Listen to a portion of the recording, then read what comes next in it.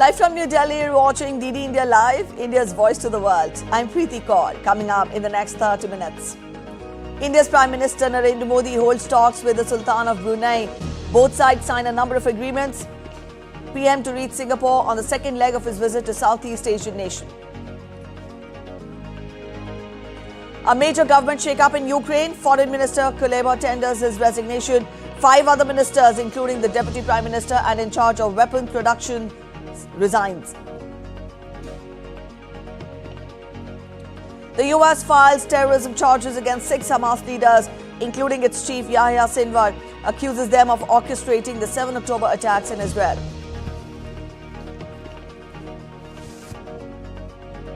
And in sports, India bags its highest ever tally of 20 medals at the Paris Paralympics.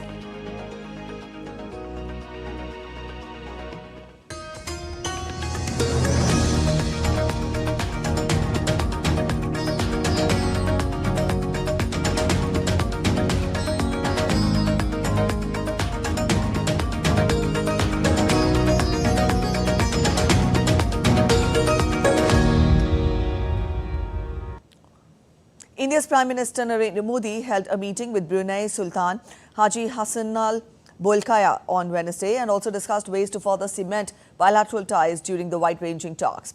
Prime Minister Modi said that India and Brunei will expand trade ties, commercial linkages and people-to-people exchanges.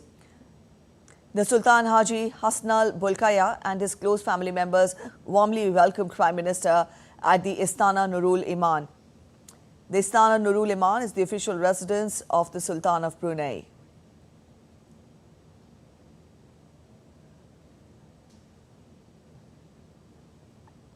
Both the leaders welcomed the elevation of bilateral ties to enhanced partnership. The two leaders took stock of bilateral relations, including in areas of defense, trade and investment, energy, space, technology, health and pharmaceuticals, capacity building, culture, and people-to-people ties. They also exchanged views on regional and global issues of mutual interest. India and Brunei also signed an exchange memoranda of understanding. This is the first ever bilateral visit by an Indian Prime Minister to Brunei. The historic visit of the Prime Minister coincides with the 40th anniversary of the establishment of diplomatic ties between India and Brunei.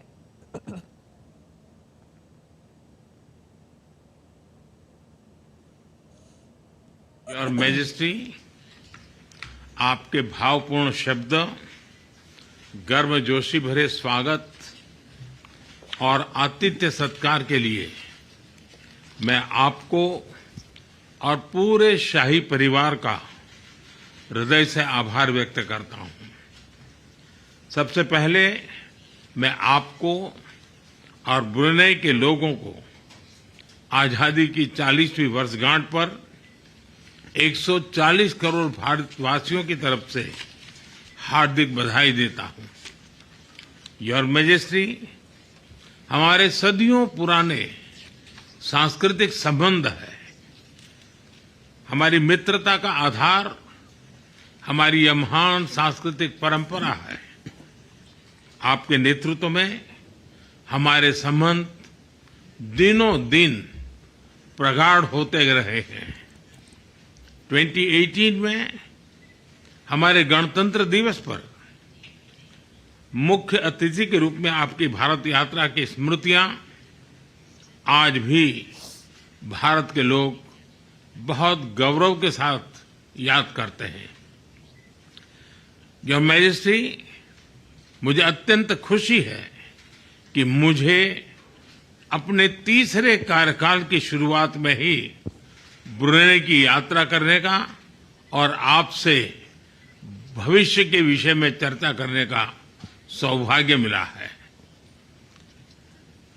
यह भी सुखद संयोग है कि इस वर्ष हम द्विपक्षीय साझेदारी की 40वीं वर्षगांठ मना रहे हैं। भारत की एक्ट ईस्ट पॉलिसी और इंडो पैसिफिक विजन में ब्रुनेई का महत्वपूर्ण साझेदार होना ये हमारे लिए उज्जवल भविष्य की गारंटी है। हम एक दूसरे की भावनाओं का सम्मान करते हैं। मुझे विश्वास है कि मेरी इस यात्रा से और हमारी चर्चाओं से आने वाले समय के लिए हमारे संबंधों को स्ट्रैटेजिक दिशा मिलेगी। एक बार फिर इस अवसर पर मैं आपका हृदय से बहुत बहुत आभार व्यक्त करता हूं। Later, Sultan of Brunei hosted banquet lunch for the Prime Minister. Brunei Darussalam is an important partner in India's Act East policy and also its vision of the Indo-Pacific. Prime Minister Modi hailed deep historical and cultural ties between India and Brunei.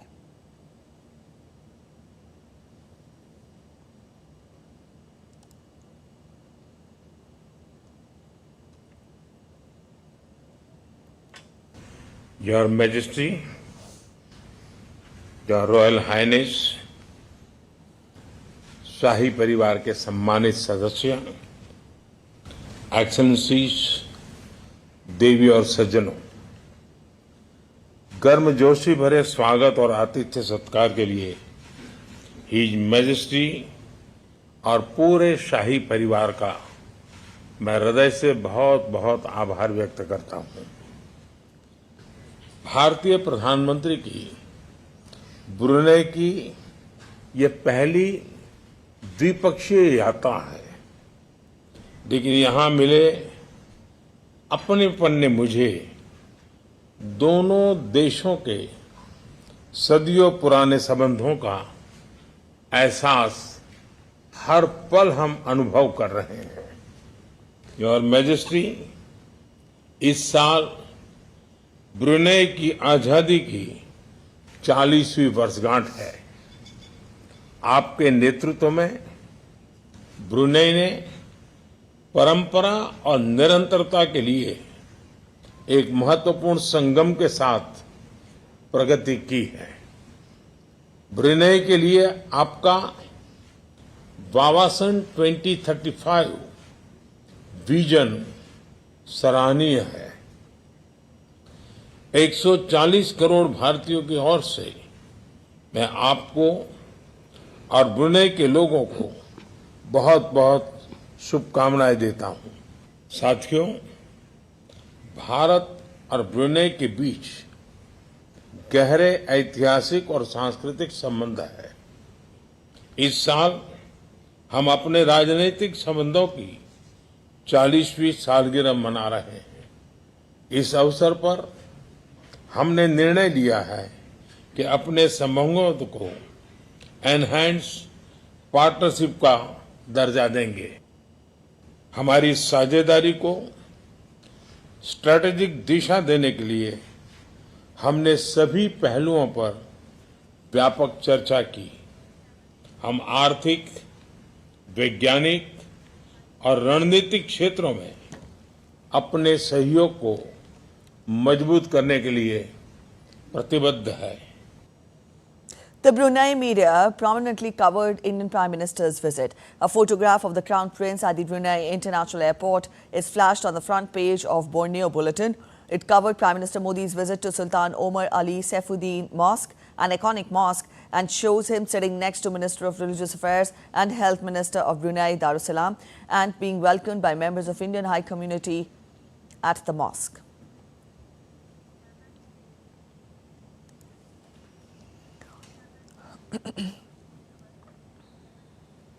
After wrapping his visit to Brunei, Prime Minister Narendra Modi is en route to Singapore. The ASEAN nation has been a traditional ally of India and the highest source of FDI. The visit by the Prime Minister is likely to strengthen the economic and cultural ties between the two countries. Akshay Dongre gets us more.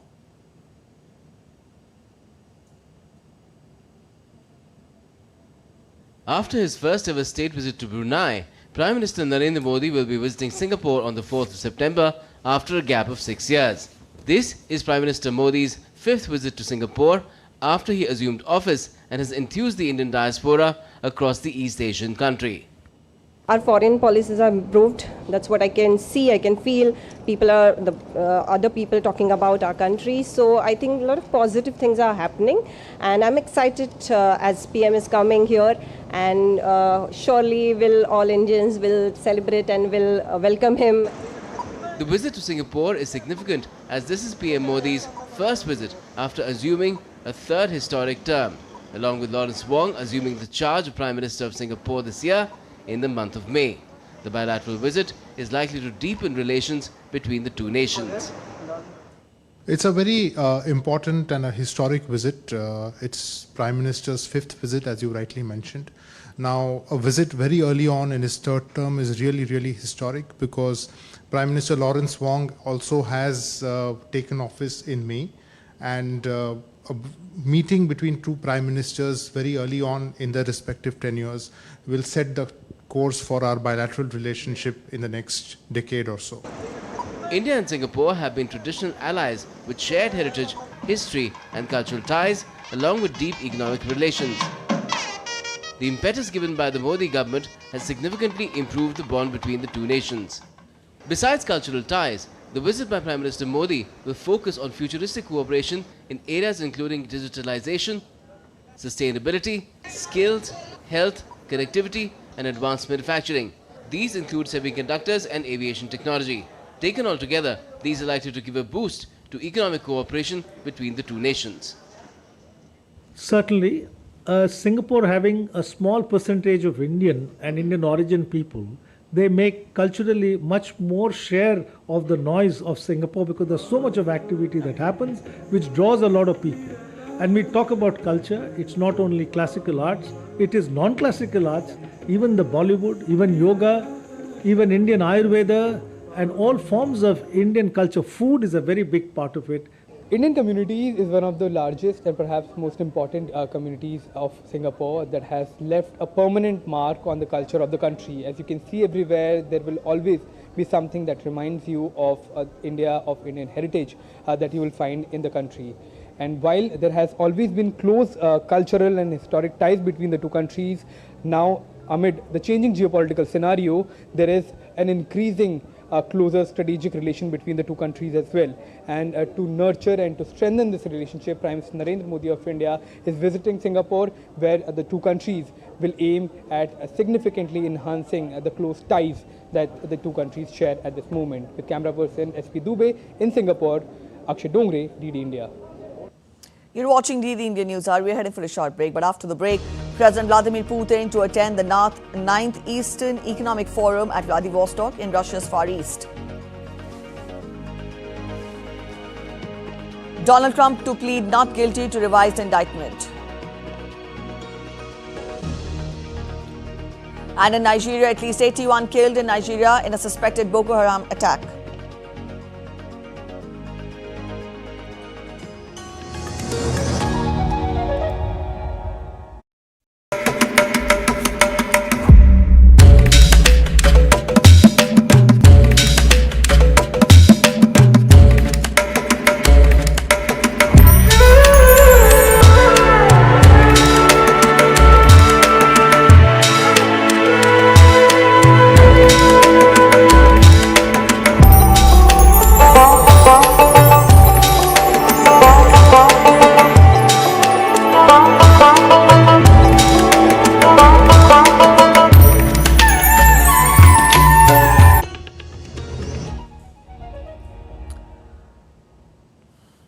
Welcome back after the break. You're watching DD India News Hour. At the critical juncture in the conflict with Russia, Ukraine has witnessed a major government shakeup. It is being dubbed as part of restructuring of the government.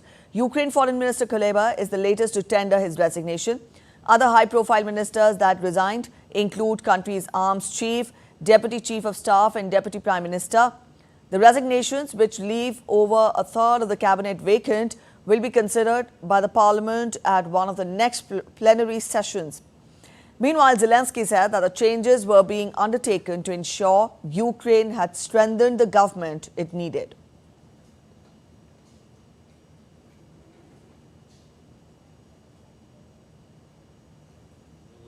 Autumn will be extremely important for Ukraine. Our state institutions must be organized in a way that ensures Ukraine achieves all the results we need, all of us. To this end, we must strengthen certain areas within the government, and the personal decisions have been prepared.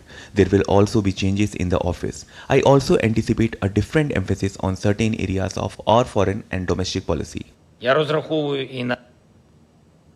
At least 51 people were killed and 271 were injured in a Russian strike in Ukraine's central town of Poltava. The Ukrainian city was hit by 2 ballistic missiles on Tuesday, deemed to be the conflict's deadliest single attack this year. Poltava's governor said that 1 military personnel was killed in the attack, while 15 people were still feared trapped under the rubble. Fighting has intensified over the past month, with Russian forces advancing in eastern Ukraine, while Kyiv's troops have mounted their first large-scale cross-border assault into Russia. Moscow has vowed to retaliate for the incursion into the Kursk region.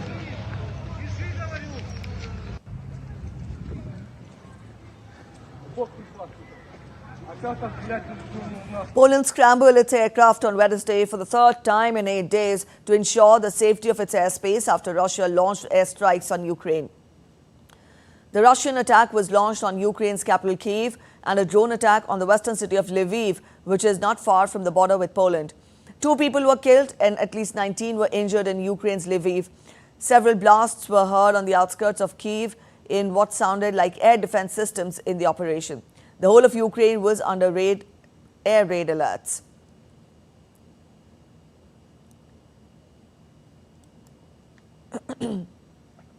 UN Nuclear Energy Agency Chief Rafael Grossi met Ukraine's President Zelensky on Tuesday and discussed the state of affairs at the Kursk nuclear plant in Russia, which Ukrainian troops are close to. While Grossi will visit the Russian-occupied Zaporizhzhia nuclear power plant in southeast Ukraine on Wednesday, saying the situation there was very fragile and the risk of a disaster remained. Grossi visited Russia's Kursk plant last week, after which he said the situation at both the nuclear power plants was different. I think the situation, I have very often characterized it as very fragile. With for some days we have some stability, and then the next day there is an event, an issue, a drone impact, or like today we had one of the 2 existing power lines down, which means that the station is again on the verge of being on a blackout. We had 8 of those in the past, as you know. So I would tend to agree when we say that the situation is very serious indeed.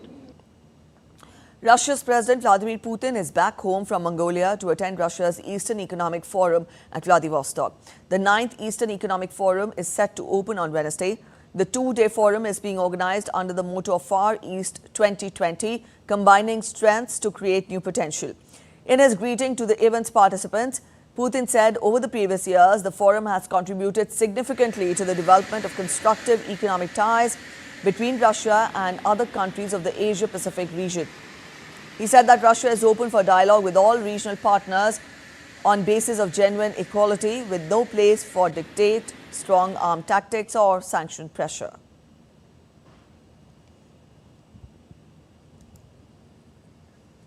The United States has announced criminal charges against Hamas's top leaders for their roles in planning, supporting and perpetrating the 7th October attacks in Israel that killed 1,200 people, including more than 40 U.S. citizens. The complaint names 6 defendants, 3 of whom are deceased. The living defendants are Yahya Sinwar, who is believed to be in hiding in Gaza, Khaled Mishal, who is based in Doha and heads the group's diaspora office, and Ali Baraka, the senior Hamas official based in Lebanon. Whereas the deceased defendants are former Hamas leader Ismail Haniyeh, who was assassinated in July, military wing chief Mohammed Deif, who Israel says it killed in July airstrike, and Marwan Issa, a deputy military commander who Israel said it had killed in March.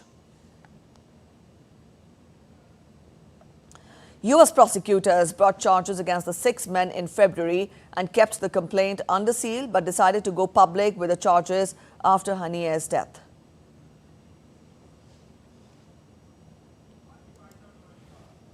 In Nigeria's northeastern Yobe state, at least 81 people have died and several are missing after an alleged attack by Boko Haram. Locals said the death toll could be higher. The attack took place on Sunday afternoon, local time in Yobe, one of 3 states at the front line of an insurgency that has lasted for 15 years now. Thousands of Nigerians have been killed and more than 2 million were displaced. A police spokesperson said that the attack was apparently in retaliation for the killing of 2 suspected Boko Haram fighters by the vigilantes.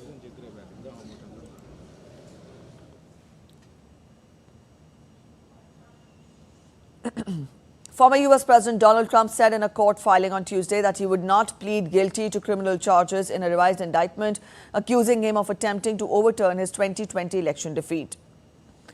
Trump, the Republican candidate in the presidential election, waived his right to appear in the court and instead authorized his lawyers to enter the plea. The revised indictment, obtained last week by special counsel Jack Smith, includes the same 4 charges prosecutors brought against Trump last year. He was accused of attempting to defraud the United States, obstruct congressional certification of the election, and deprive voters of their right to a fair vote.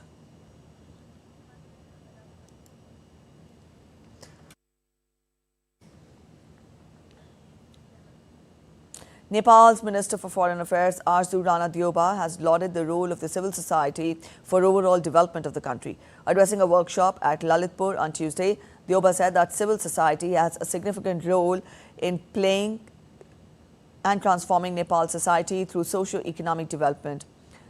Minister Rana said that Nepal has accorded importance to the Summit of the Future to be held along with upcoming United Nations General Assembly, and preparations are underway for participation of Prime Minister of Nepal in the summit. Maldivian President Dr. Mohamed Muizzu and First Lady Sajida Mohammed attended a flag-hoisting ceremony on Wednesday to mark Maldives' National Day. The Vice President, Hussein Mohammed Latif, his spouse Aishat Afreen Mohammed, and senior government officials also attended the celebrations. In addition to the flag-hoisting activity, a special prayer marking the significance of the occasion was recited during the ceremony. The ceremony featured Maldives' National Defence Force military band performing the Maldives national anthem. The National Day, celebrated annually on the 1st of Rabi al-Awwal, serves as a reminder of the valiant features of the national hero of Al-Sultan Al-Ghazi Muhammad Takurufano Al-Ozam in liberating the Maldives from Portuguese rule. In some national news, the India Meteorological Department forecast heavy to very heavy rainfall over Gujarat state till September 7th. The state has been given a red alert, with Saurashtra and Kutch set to receive very to very heavy rainfall. The state had seen extremely heavy rains last week, which caused widespread flooding. Several rivers and reservoirs are overflowing as water levels have crossed the danger mark. Rains in southern Gujarat in last 2 days have affected more than 30,000 people. Rescue and relief operations are underway.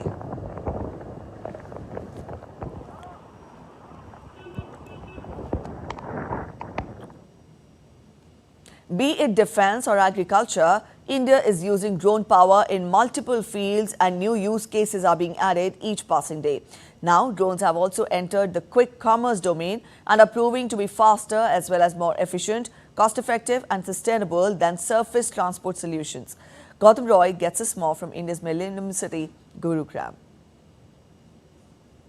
Quick commerce just got quicker. In this and over 70 other high-rise societies in India's millennium city, Gurugram.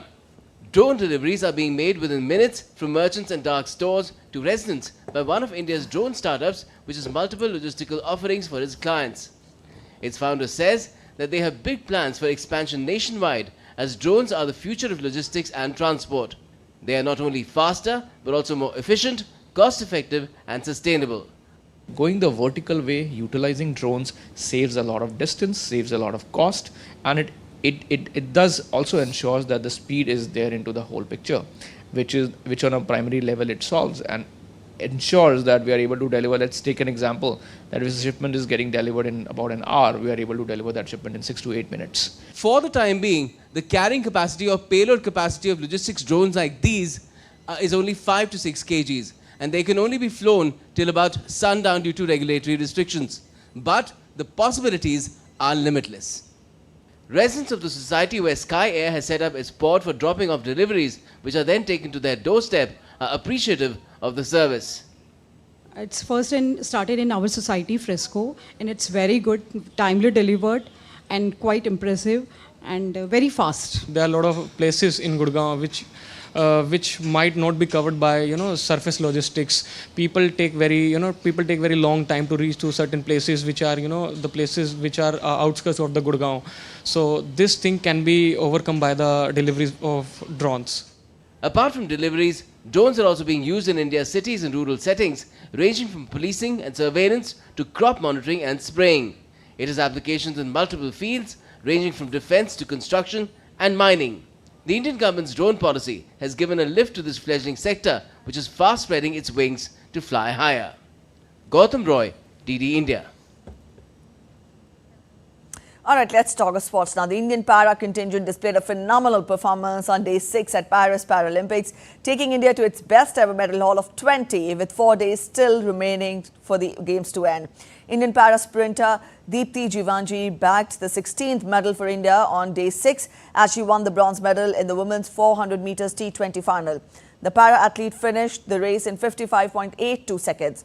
Para-athlete Ajit Singh bagged silver medal with a personal best throw of 65.62 meters in men's javelin throw F46 final on Tuesday night, while Sundar Singh Gurjar bagged a bronze medal with season best throw of 64.96 in the same category. With this win, India achieved its first double podium finish in athletics at Paris Paralympics. Just a while later on the same day, India achieved its second podium finish in athletics at Paris Paralympics. In men's high jump T63 final, Sharat Kumar secured a silver medal with a best jump of 1.88 meters, setting a new Paralympic record in the T42 category. Mariappan Thangavelu bagged a bronze medal with the best jump of 1.85 meters.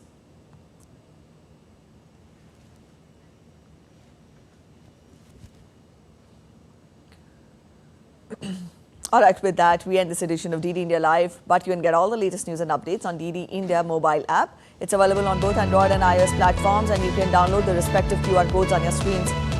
Let us know your thoughts on the news of the day, and also you can connect with us on Facebook, X and Instagram. You can also check out our website, ddindia.co.in. We will be back with more news as it breaks here on DD India. I'm Preeti Kaur signing off, and from all of us here in Delhi, thanks for watching DD India Live.